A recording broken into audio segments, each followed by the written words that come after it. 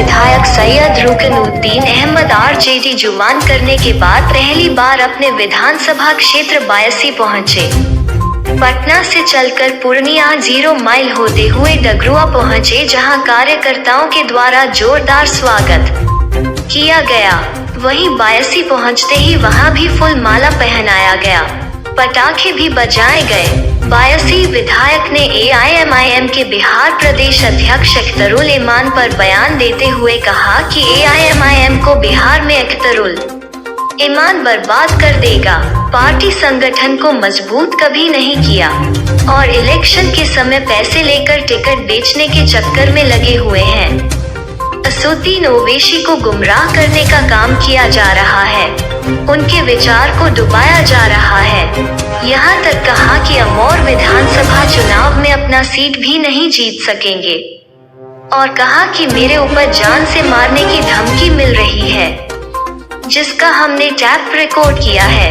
अगर मुझे कुछ भी होता है तो इसका जिम्मेदारी अख्तरुल इमान पर होगा।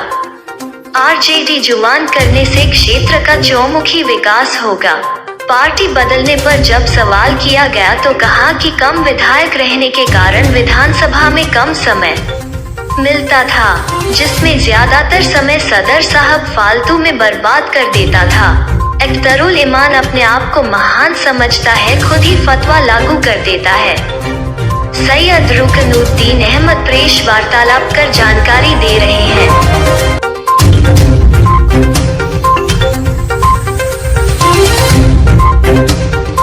ईमान जी कहते हैं कि आप लोगों को बोलने के लिए नहीं आता, इसमें आप क्या कहना चाहते हैं? उनको वही बोलने आता है कि हाजियों पर गुस्ताखी करें, टोपियों पर गुस्ताखी करें। बोलने से बैरिस्टर असदुद्दीन ओवैसी साहब को आता है। अख्तरुल इमान को न कॉन्स्टिट्यूशनल जानकारी है न मजहबी जानकारी है। अपने ही वो मुफ्ती है, अपने ही वो फतवा भी देता है और कितनी गंदी गंदी बात पूर्व में वो बोल चुका है कि जदयू में रहने वाले मुसलमानों को क्या करना चाहिए। और मैं उन्हें चेतावनी देता हूं कि इंडियन कॉन्स्टिट्यूशन पर और भारतीय एनिशिएंट हिस्ट्री पर और मॉडर्न हिस्ट्री पर वो मुझसे डिबेट करें। मैं उनको चैलेंज देता हूं कि किसी भी डिबेट में अगर मुझसे आगे आ जाएंगे तो मैं राजनीति छोड़ दूंगा।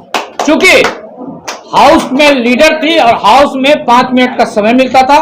मैंने इलाकाई मुद्दों को, चाहे वो नदी कटान का मुद्दा हो, वो क्षेत्र से जुड़ी समस्या हो, बिजली हो, आवास हो, रोड हो, उस पर हम लोग बोलते थे। 5 मिनट के समय पर सबको बोलना था, लेकिन ज्यादातर टाइम वो अपने ही बोलते थे, चूंकि लोग मुझे बिहार में एक रहबर के रूप में जाने। जहाँ तक बोलने का सवाल है तो अख्तरुल इमान को पता होना चाहिए कि राजनीति हम लोग को विरासत में है और हम लोग 1952 से राजनीति कर रहे हैं। विधानसभा में हार जीत हुआ है, लेकिन पंचायत और जिला परिषद और प्रमुख की राजनीति में हम लोग कभी चुनाव नहीं हारे हैं। सर, आपका कहने का मतलब ये है कि सर बिहार विधानसभा में आप लोगों को समय नहीं दिया जाता, तो सिर्फ अपने समय लेता था। पार्टी की संख्या कम थी, विधायकों की संख्या बल के आधार पर समय मिलता है और ये लफाजी करने के लिए किसी को समय नहीं देता था। फिर भी हम लोगों ने बोला है, सारे सब्जेक्ट पर बोला है। और आप पुराने विधानसभा के रिकॉर्ड्स को देखिए, चाहे वो नदी कटान का मामला हो, चाहे वो विस्थापित का मामला हो, बिजली का मामला हो, सड़कों का मामला हो, और फिर डेवलपमेंट के लिए ये हमको बताएंगे कि डेवलपमेंट कैसा होता है। पॉलिटिकल नॉर्म्स ये अख्तरुल इमान जैसा आदमी हमको बताएगा, एडमिनिस्ट्रेटिव नॉर्म्स को अख्तरुल इमान जैसा आदमी मुझे बताएगा। क्योंकि पार्टी के सदर थे, फ्लोर लीडर थे, उनको मौका मिलता था, हम लोगों को बहुत कम समय मिलता था। आजादी नहीं है, एमआईएम के संगठन को बर्बाद किया है बैरिस्टर असदुद्दीन ओवैसी साहब के मिशन को बर्बाद किया है कोई शख्स, वो है अख्तरुल इमान। उसको तो नैतिकता के आधार पर इस्तीफा दे देना चाहिए था। पार्टी टूट का सबसे बड़ा कारण अख्तरुल इमान है। संगठन पूरे बिहार में आज तक नहीं बन सका, इसका कारण अख्तरुल इमान है। अख्तरुल इमान को अगर नैतिकता है, नैतिकता होगी, तो वो पार्टी से इस्तीफा दे और इस्तीफा देकर के तब फिर टिकट वितरण से लेकर अभी पार्टी टूटने तक नहीं प्यार होता है। उन्हें सिर्फ पूरे बिहार में अराजकता का माहौल बनाना है, मुसलमानों को ब्लैकमेल करना है, असदुद्दीन ओवैसी साहब के मिशन को जन जन तक जाने नहीं देना है। ये मिशन है मिस्टर अख्तरुल इमान का। राष्ट्रीय अध्यक्ष के पास इसकी जानकारी है। हम लोगों ने इन्फॉर्मेशन क्या है, बिहार के प्रभारी को कहा है कि ये संगठन को नहीं बना रहा है। ये संगठन पर टाइम टू टाइम ऐसा ही लेकर के संगठन को बर्बाद कर रहा है। और आज इसकी गुस्ताखियां और इसकी लफाजी हद को पार कर गई है। और मैं कहना चाहूंगा कि राजनीतिक दायरे और पेशेंस और धैर्य का चीज है। अगर आप अपनी जबान पर कंट्रोल नहीं करेंगे तो जिस टाइप का सवाल करेंगे आपको उसी टाइप का जवाब मिलेगा। सर, उनका एक बयान आया था, उन्होंने कहा कि अभी 4 गया है तो हम 24 लाएंगे। इस पे आप क्या कहना चाहते हैं? ये तो एक मुंगेरी लाल का सपना है, क्योंकि बिहार की राजनीति अब वो राजनीति नहीं रही। बिहार में हिंदू मुसलमान सारे लोग राजनीतिक परिवेश को समझ रहे हैं। 24 लाएंगे, वो खुद अपना आ पाएंगे कि नहीं आ पाएंगे ये सुनिश्चित करें। वो देखिए, राज्य में बढ़ती हुई सांप्रदायिक शक्तियों को कमजोर करने के लिए सारे सेकुलर दलों को एक होने की आवश्यकता थी।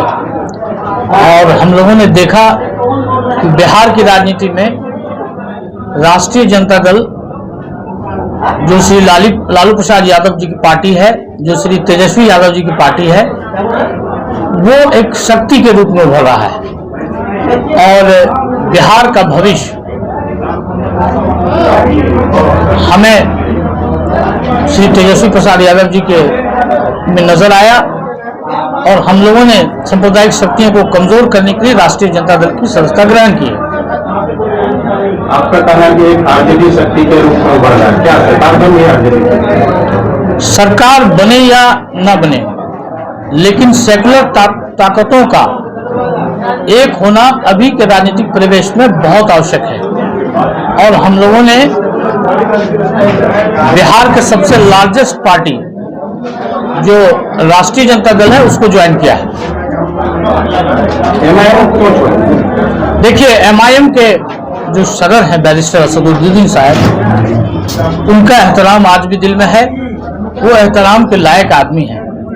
उनका मंशा जो भी रहा होगा पार्टी देश में पार्टी बनाने के लिए, अच्छा ही रहा होगा।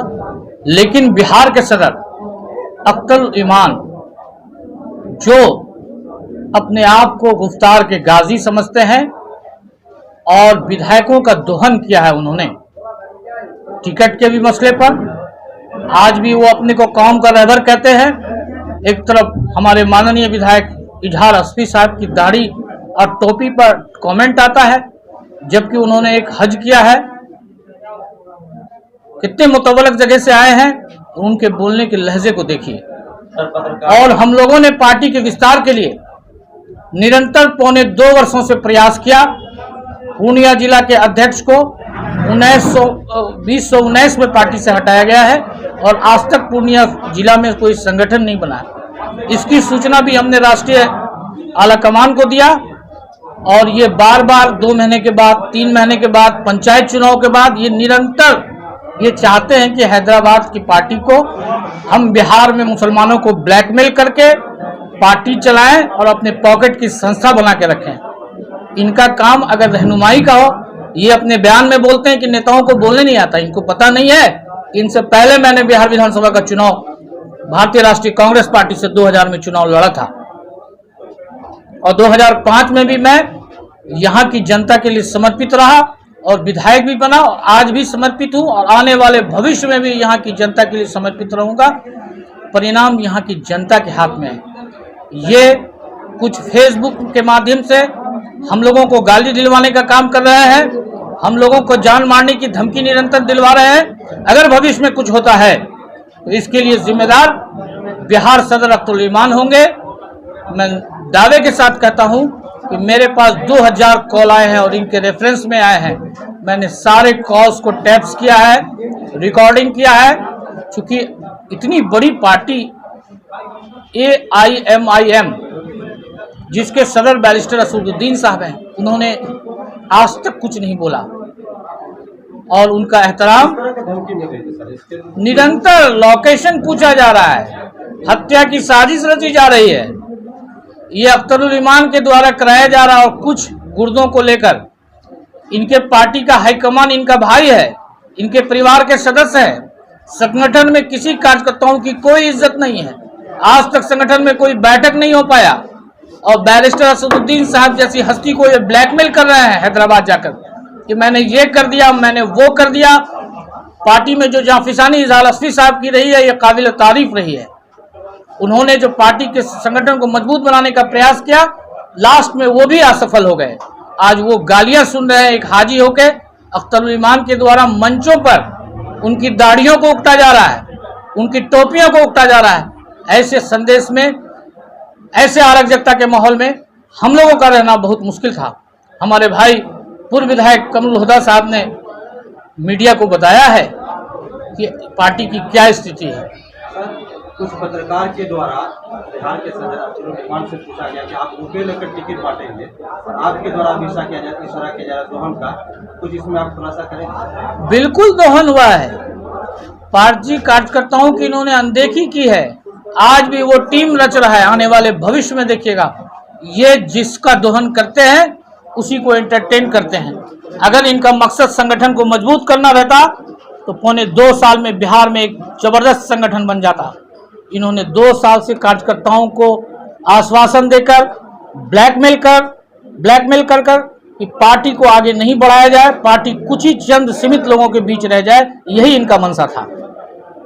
सर, क्या आप 22 में पहले से ज़्यादा विकास हो पाएगी? 22 में हम लोगों को विकास के लिए प्रयासरत पूर्व में भी थे।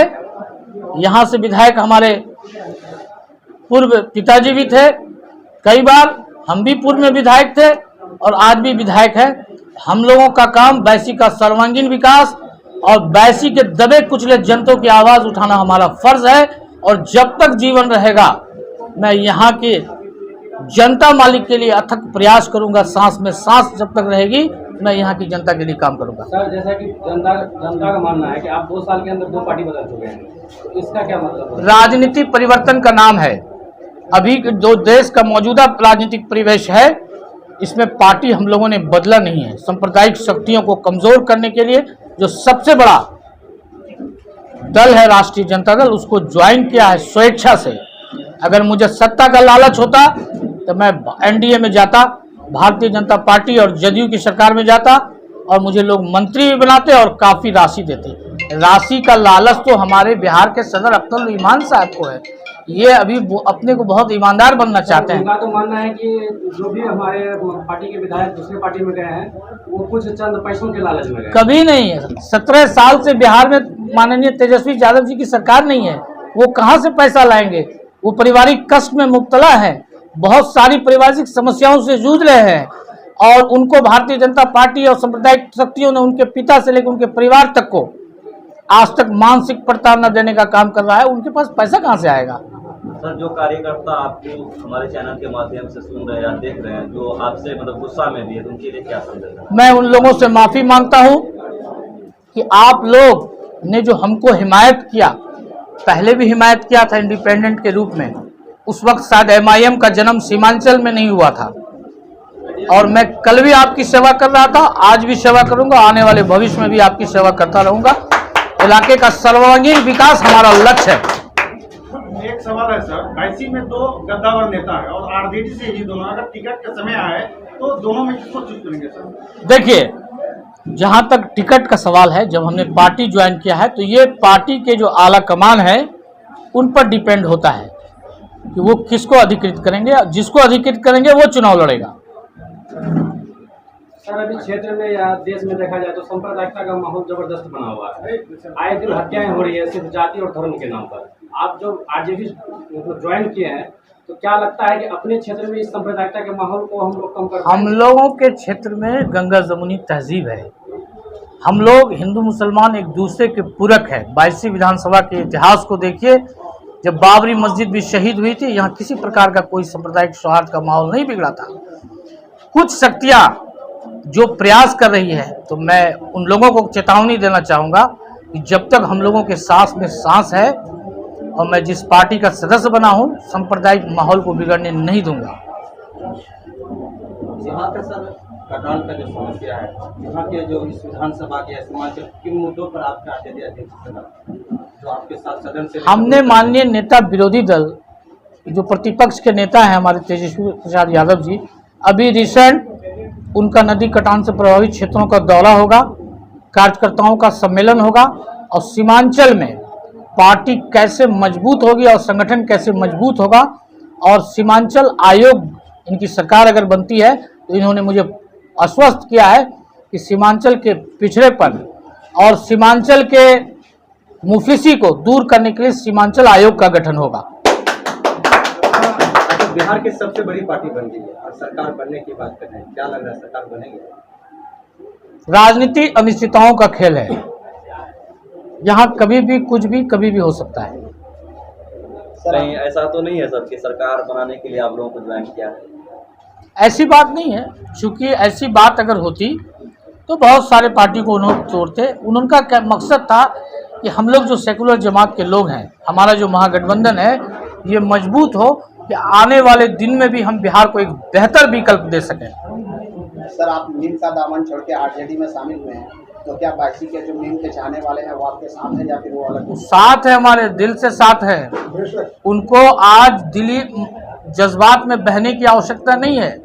मुल्क के हालात को उनको देखना पड़ेगा और वो देखेंगे कि MIM में रह के हम लोग बेहतर काम कर सकते हैं या महागठबंधन में रह के बेहतर काम कर सकते हैं। उनकी मोहब्बत थी, उनकी कुर्बानी, उनकी जांफिशानी रही है। मेरा भी अपना वोट बैंक था, उनका भी कॉपरेशन हुआ, दोनों के सहयोग से हम लोग चुनाव जीते हैं। सर, जैसे कि यहाँ आपके क्षेत्र के जनताओं का मानना है कि आपने पार्टी बदलकर जो यहाँ के जनता ने MIM में अपना विश्वास दिखाया था, तो ये आप MIM के नहीं बल्कि यहाँ के जनताओं के मुंह में तमाचा पड़ा था। इसके जी नहीं, यहाँ के जनता के की जो इच्छा थी, आप आज भी जाइए, आप पत्रकार है, जनता से ग्रामीण स्तर पर चौक चौराहों पर फीडबैक लीजिए। अवैसी साहब की पार्टी MIM को बिहार में लॉन्च कराया गया और अवैसी साहब की पार्टी को आने के बाद अख्तरुल ईमान एंड कंपनी, जो गुफ्तार के गाजी बनते हैं, जो अपने आप को ईमानदार कहते हैं, लोगों को भ्रष्ट कहते हैं, लोगों को चापलूस कहते हैं, लोगों को दलाल कहते हैं, लोगों को पैसा लेकर बिकने, तो बिकने का सबूत इन्होंने दिया। ये उस वक्त राजनीतिक परिवेश में राष्ट्रीय जनता दल के छोड़ के 13 विधायकों को लेकर गए थे, जिस वक्त एक राजनीतिक संकट था और इनके मन में पार्लियामेंट चुनाव लड़ने की लालसा थी। इन्होंने महमूद अशरफ जैसे वरिष्ठ नेता का टिकट काटकर अपना टिकट लिया और फिर फिरका प्रस्ती ताकतों से पैसा लेकर दौरान इलेक्शन ये बैठ गए। इससे जदयू का भी जनाधार पूरे बिहार में इन्होंने कम करने का काम किया था। सर, क्या जनता विश्वास करे कि आप आरजेडी में शामिल हुए हैं तो आरजेडी के माध्यम से जनता का विकास हो, ना कि फिर आगे चलकर फिर से? ऐसा कहीं नहीं, जहां है मुकम्मल है और हम लोग सेकुलर आदमी हैं।